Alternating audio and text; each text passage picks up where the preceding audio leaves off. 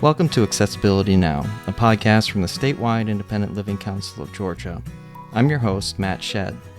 On today's episode, we talk with Lee Ann Pendergrass, who served as the first Statewide Independent Living Coordinator for the Georgia Division of Rehabilitation Services, the agency that would later become GVRA. From that pivotal position within state government, Lee Ann helped usher in a major transition, shifting control of disability services from state-run structures to community-run centers for independent living. She reflects on the early tensions, the bold leadership of advocates like Pat Puckett, and the lasting power of a movement that centers the voices of people with disabilities. Well, it's so nice to meet you, Lee Ann. Thank you. Thank you. And I appreciate you taking the time to do this.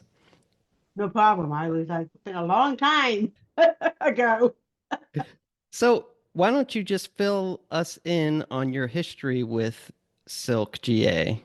Okay. I started in Florida in 1995, 85, excuse me. And I was there for 4 years at the Center for Independent Living in Florida, Orlando. And I started as a volunteer teaching sign language to the staff. And then I was hired as a the deaf coordinator and deaf services and employment specialist. Had 2 roles at the time. First, I started out with helping people with disabilities get employment and stay employed. And the other was helping deaf services get started at the CIL. They had all the other disabilities, but they didn't have deafness. And that was a challenge. But it was good. Well, that's how I started. And okay. Then after 4 years, we came to Georgia, and I became the statewide independent living coordinator for both rehab. Okay, so tell us about the beginning of what was the statewide independent living council like at that time, and tell us about what your role looked like in the early days. Okay. In Florida, I didn't have much to do with the statewide, although I did when I became the director, which was a lot of collaboration, but also some differences in opinions. But when I moved to Georgia, I was really involved with the statewide independent living council because the State Department of Georgia we got the funding from the feds. Then we distributed it to the independent living councils, the centers. I worked very closely with Pat Puckett and all the other wonderful folks in those days to allow the Centers for Independent Living to directly get their funding without having to stop at the Center for Independent, without having to go through VR or the state agency. At that time, it was felt, not me, that the people with disabilities or the centers did not know enough about business, how to handle the funding, that accountability. So that was an issue. Because I kind of was like, Henry Kissinger, you're working for the state, and you're also working for people with disabilities, and you're trying to be productive for both sides. My goal was to help the state agency get out of the role of taking the money and giving it to them. I wanted the money to go directly to them because that was their money. My role was to help educate the different centers. So I would drive around the state of Georgia to help with different CILs and talking about paperwork, how to do it, what to do. And that was a great experience. The CIL, the statewide Center for Independent Living Council, we worked hand in hand, I would say, because I knew what they wanted. They wanted more autonomy. They wanted more respect, if I can use that word. Not that the state agency was being disrespectful, it was a difference of opinion. And that kind of where I saw my role to say, no, they can do this. They're ready. They know how to do it. I mean, we've been working with them. They can do it. But I thought it was a good setup. Pat Puckett and of course Mark Johnson and all the other leaders, they were much more pronounced, or the leaders. I was more in the background, but I loved it. So you were employed by the GVRA? No, yeah, well, it was at that time, not it was what was it called at that time? It wasn't the VR. It was called, can't remember. Division of Rehabilitation Services at that time. Okay, and which later became the GVRA. Yes, yes. Okay, I got you. It kept changing, yeah. Right.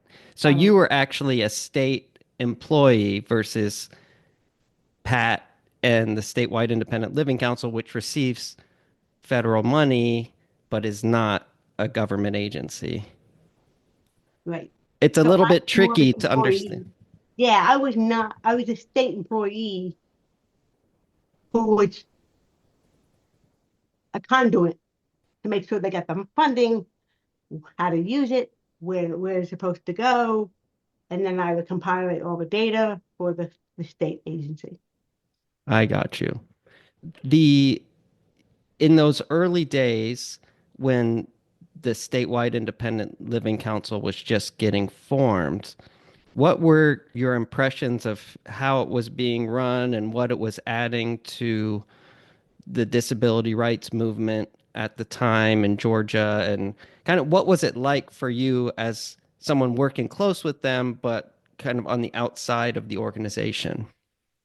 Yes, at times it was stressful because I knew what the agency wanted, and I knew what the people with disabilities in the community wanted.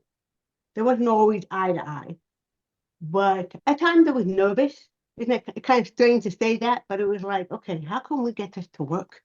Because it's like not opposing, but yes, it was opposing views in some ways. So we had to make them fit. You know what I'm saying? Or at least respect each other. So for me, working with the council, I really didn't have a problem. I knew where they were coming from. They were coming from, we can do this. Let's go. Get out of our way. Thank you very much. We can do this. Just give us the funds. It wasn't like in California. They already had the funding. They were doing great stuff. I think for the state of Georgia, the council was a good impetus as far as pushing the envelope open. You know what I'm saying? Sometimes I think people are afraid of what they don't know. And if you don't know the wide range of people with disabilities, and you always know the people first, disabilities second, but it is incorporated in their life and they live it from day to day, then you may have some friction. But for me, Pat was right on it. She was the leader for a long time. And when I go to the meeting, I didn't have a problem. I knew what they wanted. And I wanted to be able to say, yeah, we need to get that for you. I just saw last week, I saw Death President Now. It's a movie of how they got the president in Gallaudet. And when I was watching that movie, it was just reminding me about independent living, fighting for right. I saw Pat Puckett get arrested more times than I care to think about, some of the other folks. I never got arrested. That was where I said, I can't get arrested. But I knew my role was to make CILs all they can be, but not from me, from them, from the community. What did the community need? Did I answer your question or? Yeah, yeah, it does. It does. And could you, just to go back a little bit, would you mind describing the conflict that you felt like you were in the middle of and trying to mediate between your agency and the council? Yes, I think the council tend to be, they were more militant in how they perceive things. where the state agency that was not on the radar to be militant, you know, fighting for getting people out of nursing home, that was a no-brainer from both sides, for example. That was a no-brainer. But how you go about doing it, getting ugly sometimes, being vocal. For me, I really couldn't tell people off. You know what I'm saying? I couldn't tell people, oh, take this with the blah, blah, blah, blah, blah. I couldn't do that because I was working for a state agency and the governor was my boss. You know what I'm saying? Whereas the people with disabilities in the community, they can say what they want and with freedom. And I think that kind of helps sometimes because they realize, oh, we can't pacify the people. I'm not saying the state agency was horrible. No, they were good in a lot of ways. They gave me the freedom to do what I needed to do. But at times it was like, well, Lee, what do you think? I said, let's go. This is something they need, they want. So I think the biggest issue was more how you asked for what you wanted or how you demanded what you wanted was a different approach. And sometimes that would fly and sometimes it didn't. I think with the state, they were respectful, but they still remember where the state agency is, how do I say this? The state agency knew to follow the rules. If they wanted to keep getting the funding to make sure things were taken care of, very, whereas the council, they would say, this is what we need, this is what we want. And that wasn't a problem after a while. In the beginning, it was a little awkward because they just didn't know how to approach it.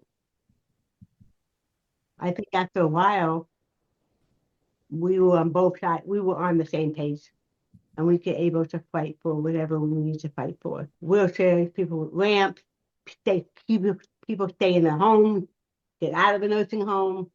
That was all legit. So how far did your agency predate the Silk?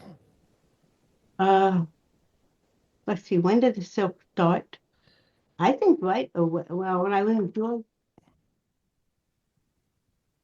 I'm trying to think who was before. I think wasn't Pat first?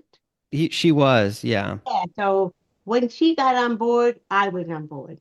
Okay, I think gotcha. it was like about the same, maybe like a year later, or maybe yeah, maybe that year. I'm trying to think. It's She and I were just like, okay, what we're doing? Where you going? Okay, I got you. No, I don't know if I can do that right away. Oh, hold on, let me think this out. So I think right from the get-go, having voting, yeah, it's been, like I said, so long. I wish I kept a journal, but I get busy.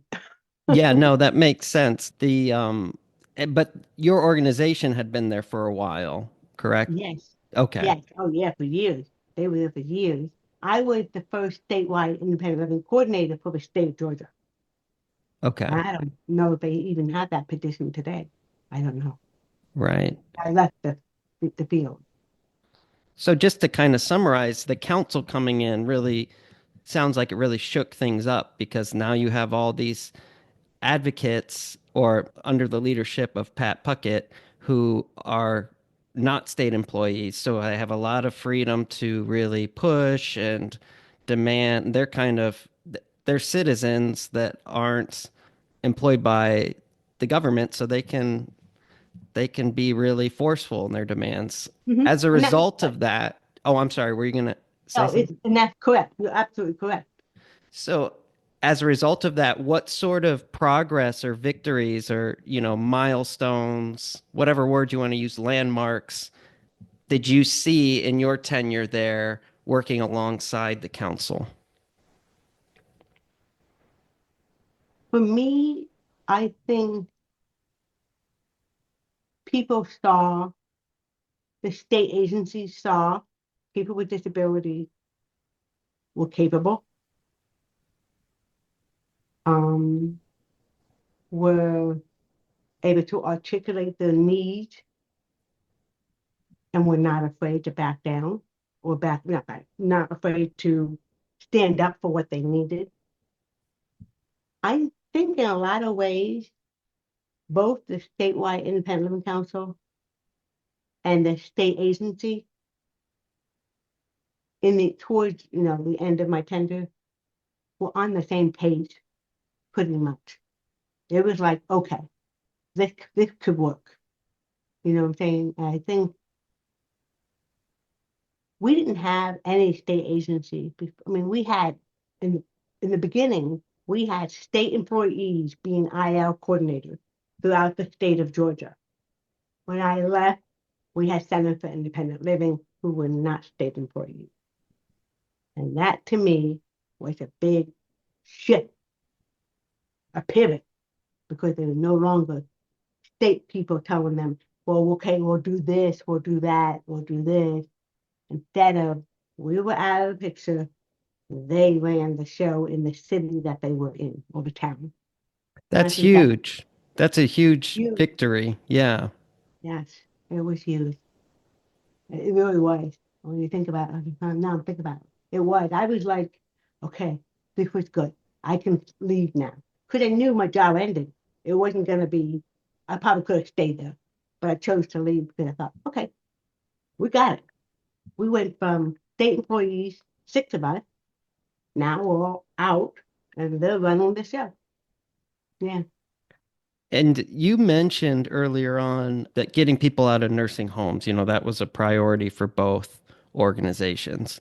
What were some other things that you saw over time began to come to people's attention that, in your organization or just the general public as areas where we needed to improve in terms of being inclusive? Like the retirement home was obvious to everybody involved, but then were there other issues that really came to the fore that Pat really pushed for or really took precedence as things went on?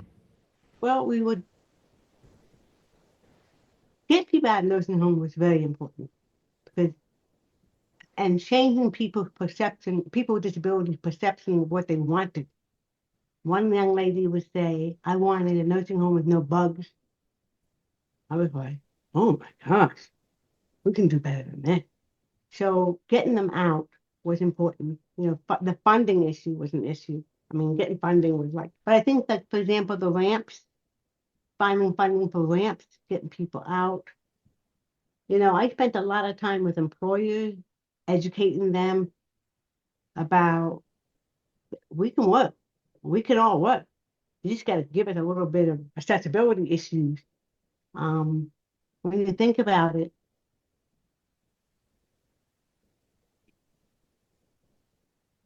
educating, I think, was a big part of it, and advocacy to get people to realize, okay, we need to make an appropriate accommodation. I can remember when we were fighting for the sign, the parking spaces. I was like, oh my God, come on, give it a couple. You only have 200. I think fighting or advocating for the law has been important. I really do. I think now, and then a couple of years later, we were going to sign the American Disabilities Act. That was a huge moment for me. I was like, wow, this is big. Now we got to keep the fight to keep it. And these days, I think that's what I see. Yeah, that's great. That's a great kind of summary. And are you still in Georgia, Lee Ann? I still live in Okay. Decatur. Yeah. What issues do you think might be kind of unique to Georgia in terms of disability rights? Or because I think you had mentioned California earlier, and so in terms of, or just, your work in general. I tend to think Georgia tend to be a paternalistic state. Um, it's getting better, I think, because more people are moving in from different parts of the country. So I would say that in the past, people with disabilities were patient and didn't rock the boat. Tend to think now they're willing to rock the boat to say, I need this, and I'm not asking for something that's not appropriate for me. I think people are more stronger in their voice of what they want, more advocacy. I would like to see more people with disabilities get what they need and not have it be a fight every time we turn around. I mean, we're still fighting for stuff that we shouldn't be having to fight for, you know, employment, um, accessible home. I remember when I forgot her last name, Eleanor Smith, she was advocating for zero step entrance, no step, and be able to wheel you into your home. I thought, that's a brilliant idea. Why are we still building houses with steps? We're all going to be old someday. Of course, my old is now. But you know what I'm saying? Like, it just needs to be people in Georgia, especially people with disabilities, need to speak up. Not the parents, not the state agency, not the churches or the synagogue or people with disabilities. Speak up and say, enough is enough. This is what we need, and this is what we want. I think it's time. And I think more and more people need to do that instead of relying on somebody else to fight for you. I like it. I like what you just said. That's an important perspective to keep in mind. And I was also just thinking as you were saying, kind of earlier when you were summarizing, do you, we're celebrating 30 years so of the silk in Georgia. So what would you say to people to kind of put some perspective on what the silk has provided in those 30 years? You've touched on all this before, but I guess just kind of a summary or a takeaway for people to think about how we're better off with a silk versus without one. With the silk, you're able to you have the freedom to do more, to speak out more, to challenge the status quo and influence what the government thinks should be done. And that to me is what we always need. We need more accountability, and people at the silk, they can do that. And vice versa, but they can do that. And I think that's powerful. Don't let people think you have no power. You have power. Take it, use it, and reuse it.